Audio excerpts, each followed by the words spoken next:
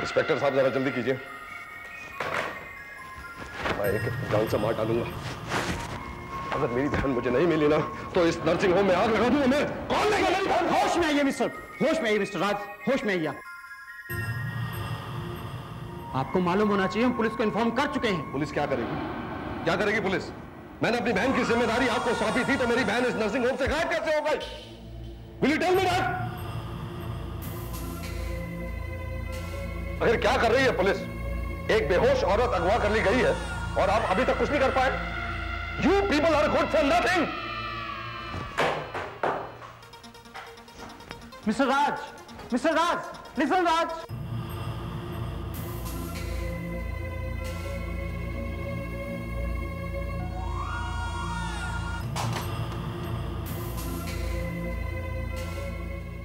भैया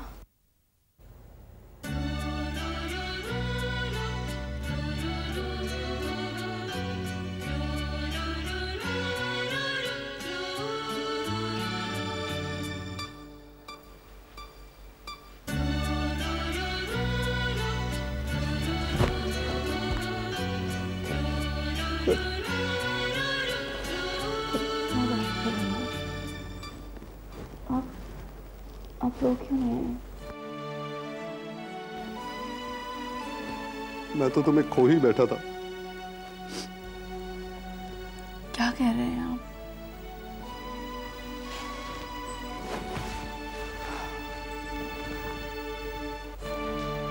क्या हुआ था? वो हॉस्पिटल और उस हॉस्पिटल में तुम्हें तब ले जाया गया था जब तुम्हारी कॉलोनी में बॉम्ब ब्लास्ट हुआ था और तुम्हारा घर। हाँ, बॉम्ब ब्लास्ट, मेरा घर। कुछ दिन पहले की तो बात है। नहीं रश्मि, ये कुछ दिनों पहले की बात नहीं है। इस हादसे को गुजरे हुए 1.5 साल हो चुका है रश्मि।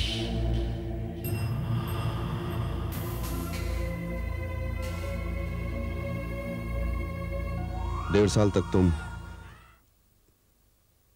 कोमा में थी।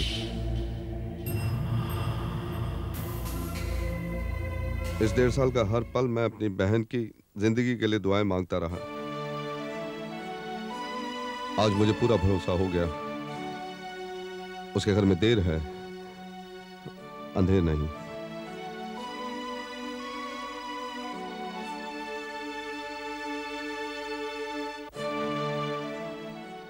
विशाल कहाँ है?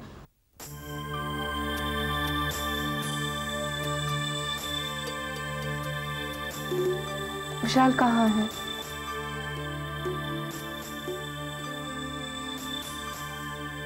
भैया मैं आपसे पूछ रही हूँ, विशाल कहाँ है? आप चुप क्यों हैं? विशाल कहाँ है, बोलिए ना। वो ठीक तो है ना? उसे कुछ हुआ तो नहीं? भैया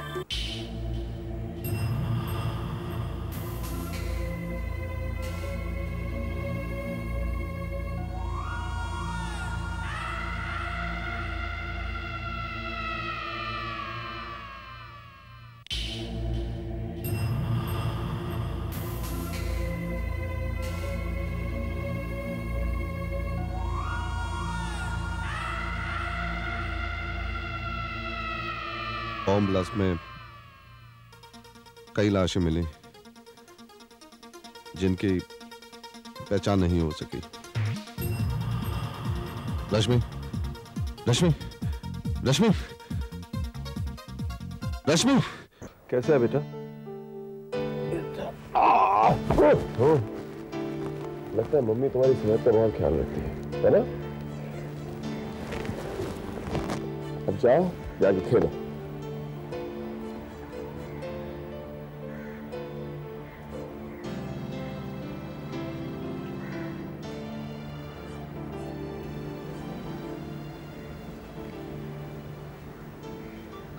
माँ जी के बिना घर बहुत सुना सुना हो गया होगा ना विशाल? प्लीज मेरे घर की बात मत करो। मैं अमित के पास अपनी हर परेशानी भूलने आता हूं। उसकी हंसी मुझे एक नई दुनिया में लेके जाती है। झूठी ही सही, लेकिन ये सपनों की दुनिया ही मेरे लिए सब कुछ है।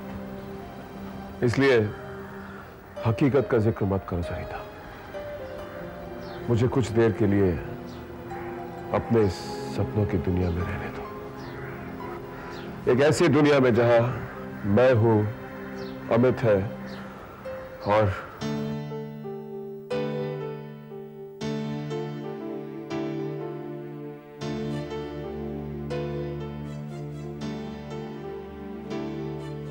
क्या विशाल?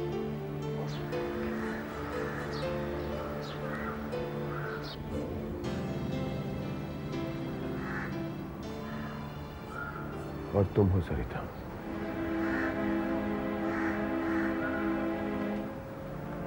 ऐसा नहीं हो सकता कि हम अपनी कड़वी याद से भुला दें। एक नई शुरुआत करें।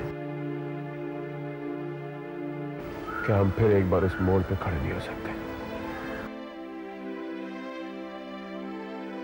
जहां हम दोनों एक हुए थे? क्या हम इस सपनों की दुनिया को हकीकत में नहीं बदल सकते? मेरे ख्यालों ने मुझे तुमसे नफरत की हर हद तक पहुंचा दी, लेकिन मेरा दिल आज भी उसी मोड़ पे खड़ा हुआ है जहां सिर्फ मोहब्बत है, बेइंतहा मोहब्बत। हाँ सरिता, आज भी ये दिल इस इंतजार में बैठा है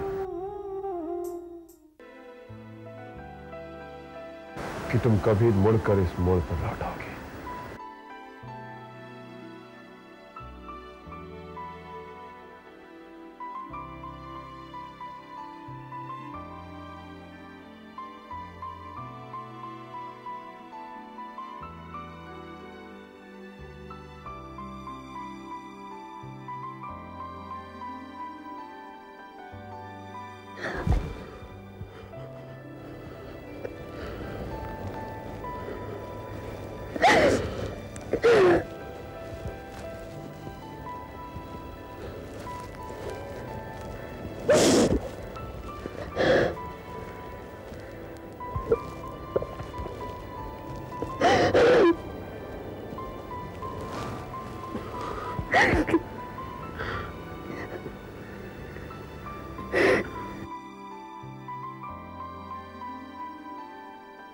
तुम चुप क्यों हो गए?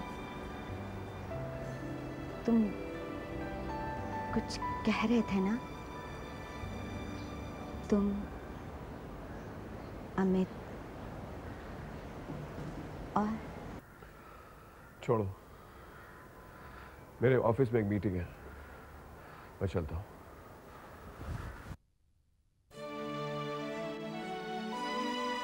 रश्मि अभी अभी कोमा से बाहर निकली है, शारीरिक और मानसिक तौर पर कमजोर है। ऐसी हालत में विशाल को खो देने के सदमे ने उसके लिए खतरा और बढ़ा दिया है। तुम्हें ये बात कुछ दिन और राज रखनी चाहिए थी। अब मैं क्या करूं? सिचुएशन ही कुछ ऐसी थी कि खैर, अब बेहतर यही होगा कि रश्मि को आप कुछ दिनों के लिए बाहर ले जाएं, जहां पर उसका माइंड डाइवर्ट हो सके। नई जगह होगी, नए लोग होंगे, ऐसे में उसका मन कुछ हल्का हो जाएगा।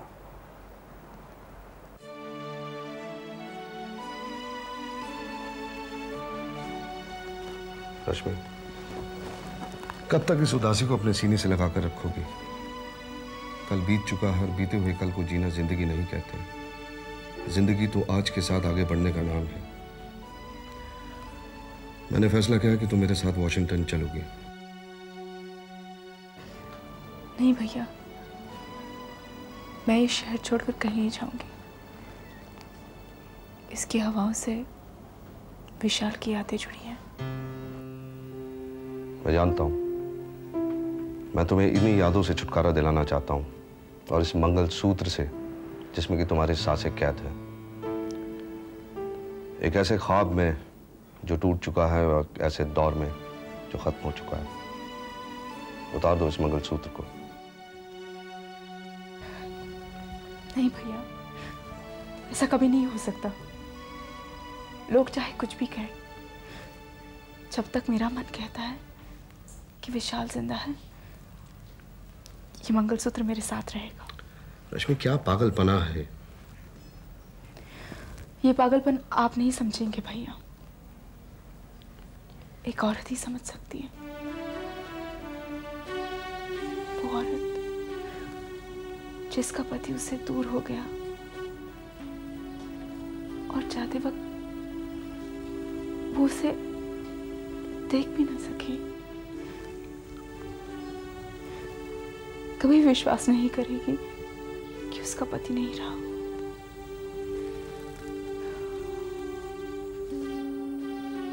अच्छा, कुछ दिनों के लिए तुम मेरे साथ बाहर चलो। मेरा एक बिजनेस ट्रिप है, हम लोग 1 हफ्ते में वापस आ जाएंगे। चलोगी? प्लीज रश्मि, तुम जानती हो तुम्हारा एक आंसू मुझे 1000 मौत देकर जाता है। मेरे इस दौर को इतना मुश्किल मत करो कि मैं पूरी तरह से टूट जाऊं।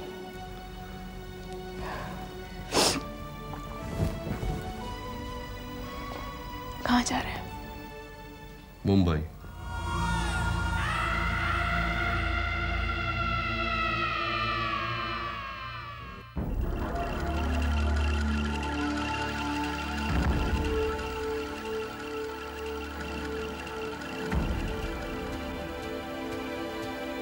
What a pleasant surprise. मैंने तो तुम्हें 1 हफ्ते का टाइम दिया था, तुम 1 हफ्ते से पहले ही खुद ब खुद चली आई। क्या बात है?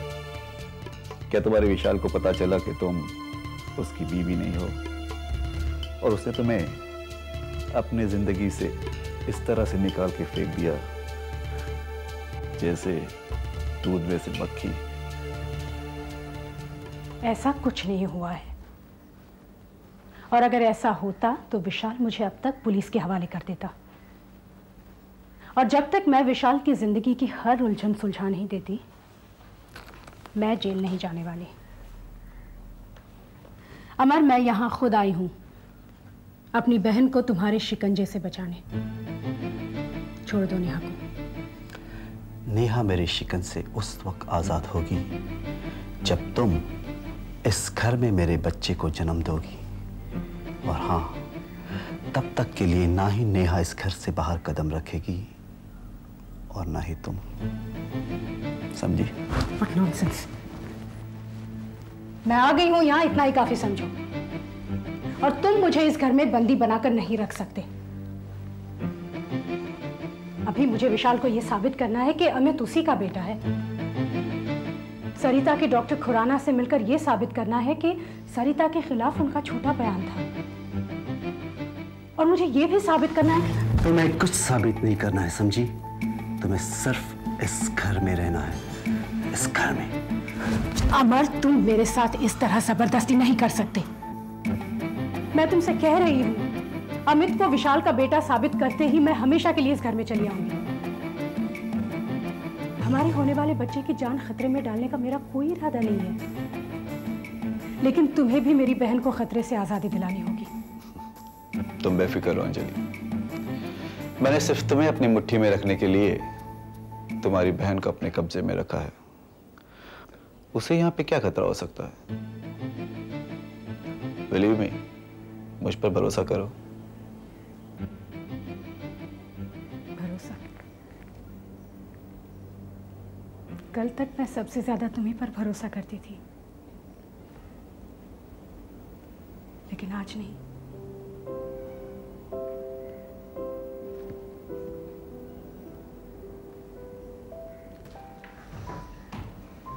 दीदी,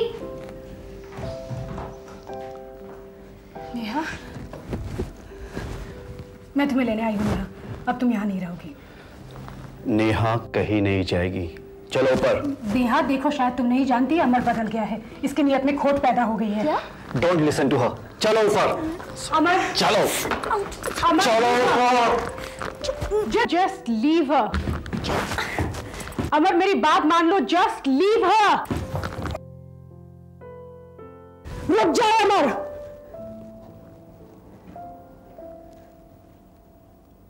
मत भूलो कि अपनी बहन की खातिर मैं तुम पर पहले भी हमला कर चुकी हूं। छोड़ दो उसे। पागल मत बनो अंजलि, तुम ऐसा नहीं कर सकती। मैं अपनी बहन के लिए कुछ भी कर सकती हूं। Just leave her. मैं नेहा को नहीं छोड़ूंगा। अगर तुम में हिम्मत है कि तुम अपने होने वाले बच्चे के बाप को गोली मार सकती हो तो चलाओ गोली।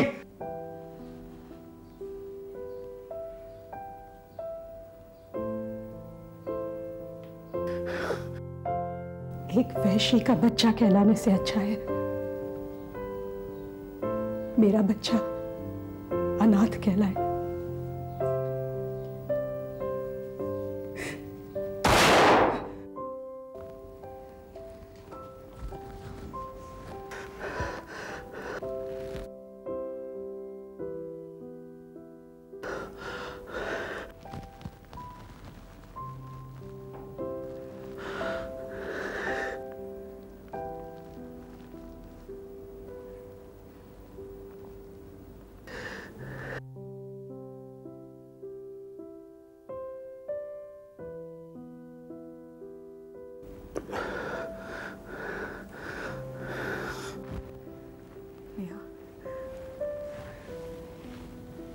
पिस्टल को पकड़ लो। अगर इसने जरा से भी हिलने की कोशिश की तो ट्रिगर दबा देना।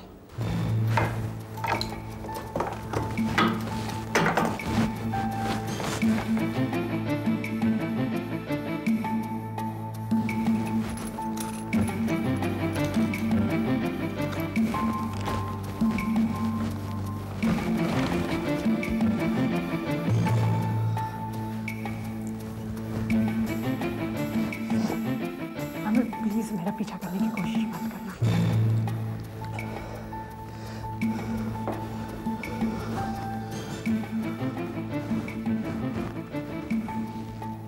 ऐसी भी क्या इमरजेंसी आन पड़ी मिसेस विशाल सक्सेना कि आपको मुझे इतनी रात देर मिलने आना पड़ा? दरअसल डॉक्टर खुराना, मैं यहाँ विशाल से छुप कर आई हूँ। छुप कर? जी हाँ डॉक्टर खुराना, बात यह है कि आई एम प्रेग्नेंट और विशाल ये समझता है कि ये उसका बच्चा नहीं है। तो फिर ये किसका है? मुझे कैसे पता हो सकता है? मिसेस विशाल सक्सेना, ये आप क्या पहेलियां बुझा रही हैं? देखिए डॉक्टर खुराना, मेरे पास ये फालतू की पहेलियां सुलझाने का वक्त नहीं है। द पॉइंट इज कि विशाल चाहता है कि मैं इस बच्चे को अबॉर्ट कर लूँ, जबकि मैं इसे जन्म देना चाहती हूँ। फिर चाहे कुछ महीनों के लिए मुझे विशाल से दूर ही क्यों ना रहना पड़े। well, लेकिन आप ये सब मुझे क्यों बता रही हैं?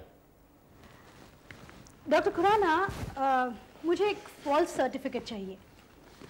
आप मुझे एक झूठा बयान लिख दीजिए जिसमें ये लिखा हो कि मैं यहाँ अबॉर्शन के लिए आई थी और अब मैं कभी माँ नहीं बन सकती। देखिए मिसेस विशाल सक्सेना, मैं इस तरह के गैर कानूनी काम कतई नहीं करता। और रियली? जी।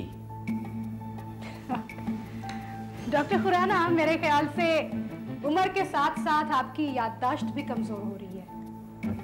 चलिए मैं याद दिलाती हूँ आपको। आज से कुछ 9 साल पहले आपने ऐसा ही एक झूठा सर्टिफिकेट तैयार किया था और जिसके लिए ये बयान तैयार किया गया था, उस वक्त वो भी मिसेस विशाल सक्सेना थी।